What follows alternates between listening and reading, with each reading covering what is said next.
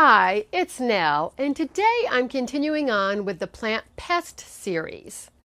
These are the ones that I feel are the most common ones.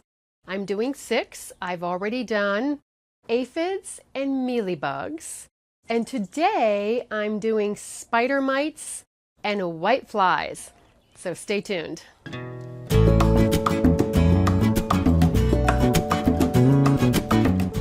There's so many pests that attack plants, and some of them are specific to certain plants and specific regions. Like, for instance, there's a bougainvillea loper caterpillar, there's the cucumber beetle, tomato hornworm, on and on and on. But these, I feel, are the most common ones that attack plants in the garden and also houseplants. Now, both whiteflies and spider mites are sucking insects. They suck the sap out of the plant, which weakens it and can eventually cause it to die. You can think of the sap as the blood of the plant. I'm starting with whiteflies, and they are easy to spot as adults because they are small whiteflies and you can actually see them. The younger stages of them are harder to spot, but they're under the leaves of the plant, and they also secrete a sugar too because they sap and they suck the sap and then the sugar secretes out of them, and so you might see a black, like fungusy mold around whitefly too. And if the infestation gets really bad, it's almost like a cotton candy substance around the bottom of the leaves. I used to see it a lot on hibiscus in Santa Barbara. It would almost look like snow in August because there would be this white substance all over the leaves. But that's a bad infestation. Now, whitefly are difficult to control because they fly. You can get the eggs and the juvenile ones, but the adults, as soon as you spray them, they just fly away. When I took over my client's garden in the Bay Area just south of San Francisco, it was badly infested with whitefly. Everything bloomed, and it was just a really, really, really bad attack, and I could not get it under control because this was a quarter-acre garden. So we called in an environmental pest control company, and they sprayed insecticidal soap. They came in a big truck and it had this big tank on the back, and they did it out of like garden hoses because I just couldn't. I couldn't do that with a sprayer. So it really, really, really controlled it. And then they came quarterly for like a year. After they did a spray of, I think they sprayed like every 2 weeks for like 4 weeks. And then they came quarterly. And that really got it under control, and then I was able to keep it at bay. By the way, if you grow tomatoes, keep your eyes open for whitefly on them because they seem to love the leaves of the tomato plant. Now, moving on to spider mites. Spider mites are teeny, teeny, tiny, microscopic spider-like creatures because they are related to spiders. But they're just so tiny that they're actually very hard to spot until the infestation gets bad.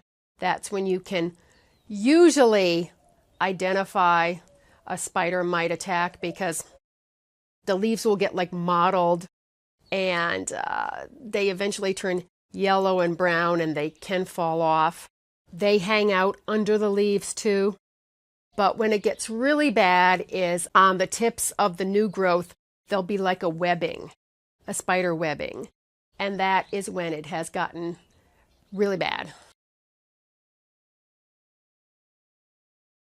Spider mites can be green, red, light brown, and if you think you have spider mites on your plants, what you can do is put a white piece of paper underneath the leaf and go tap, tap, tap, and the spider mites will fall off and you'll see these little specks, and that's an easier way to identify them from the get-go. And spider mites are particularly fond of houseplants like Dracaena marginatas, bamboo palms, areca palms. I started my horticultural career as an interior plant technician, which meant I took care of interior plants in offices and buildings and motels and not motels, hotels, airports, all that. And in the fall, when the heat came on, this is back in Boston, there would usually be a big infestation of spider mite because they love that dry air and the heat coming on. And we had to replace a lot of plants. It was hard to spray them on commercial accounts. So spider mite was pretty rampant on some things. So just keep your eye open for that, especially in the fall going into winter on your houseplants. Now, moving on to the controls.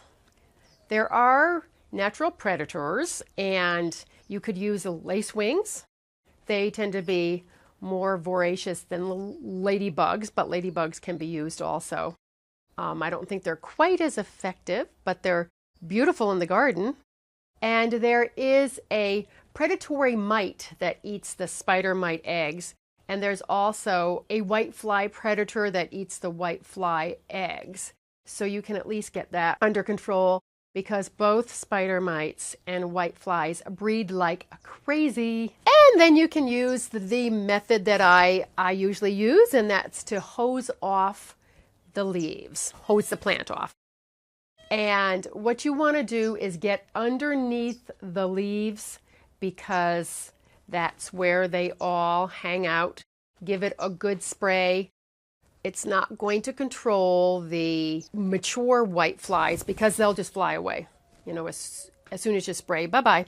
So at least you can get the eggs that way. Now you can buy a spray control for it. And I always recommend the ones that are on the natural side that are suitable for organic gardening. And that would be insecticidal soap, horticultural oil, and neem oil. I will leave links to all of them in the blog, which you can buy them as a ready-made spray, or you can buy them as a concentrate. And what I used for whitefly also was the sticky yellow traps, and the adults get attracted to the yellow color and they stick to the card.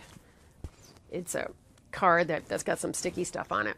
And you put it right on the plant or right next to the plant, and that's also considered an environmental control. You can buy them in packs of, I used to buy them in packs of 100 when I was a professional gardener, but I think you can buy them in packs or 10 or 15. I'll also leave a link for those for you too. And then there are the homemade sprays. For spider mite, you could use water, vinegar. I usually use apple cider vinegar, little bit of baking soda, and a little bit of a mild soap like a Castile soap, and spray that on. That is effective if the infestation isn't too bad. Or for whitefly, you could use the water, soap with a little bit of some sort of a cooking oil in it, and that is a good one too. But I just want to re-emphasize, for any kind of spraying that you do, in order for it to be effective, you have got to get under the leaves, because that's where the eggs are, that's where they hang out, and you have to just really get under there. It takes a little while. Even when I sprayed my Hoya for aphids, I turned the leaves upside down so I could get the aphids there too, because otherwise, and the water's just going to wash off the plant. Or your spray is going to wash off the plant, and it's not going to attack what you want to get rid of. So be sure to spray underneath the leaves, in the nodes, and on the new growth, but most importantly, underneath those leaves. Now, there's also the method of prevention, which my friend Norfolk Joe pointed out in the comments. He has a lot of plants, and whenever he buys a new plant, he always inspects it before he brings it in the house to make sure that it doesn't have any pests on it. And there is another tip I would throw in there for you. If you take your houseplants outside for the summer and then bring them back in the winter, be sure to spray them down with water. Give them a good hosing off, because even though you may not see insects on there, there might be eggs. Spider mites and whiteflies are very hard to control if you don't catch them from the get-go. So be sure to keep your eyes open for plant pests, and hopefully this will help you to identify them.